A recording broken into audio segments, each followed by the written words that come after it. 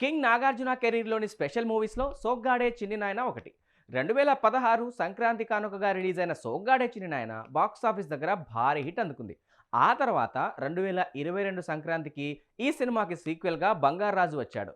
అయితే ఇప్పుడు 2027 సంక్రాంతికి మరో సీక్వెల్ రాబోతోందని తాజాగా చిత్ర నిర్మాణ సంస్థ అధికారికంగా వెల్లడించింది. వాసివాడి తస్సాదియా అంటూ 2027 జనవరి 15న సంక్రాంతికి సోగ్గాలొస్తే పండగింకా కలర్ఫుల్గా ఉంటుంది కదా అని డేట్ మార్క్ చేసుకోమని పోస్ట్ పెట్టారు.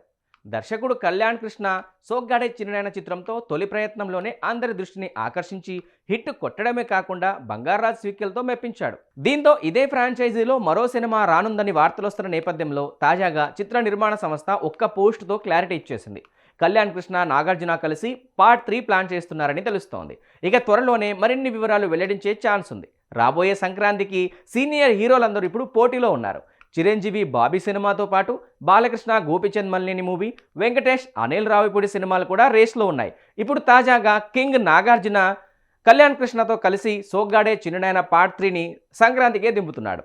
అక్కినేని ఫ్యాన్స్కి ఈసారి ట్రిపుల్ ట్రీట్ ఇచ్చేందుకు మేకర్స్ రెడీ అయ్యారు.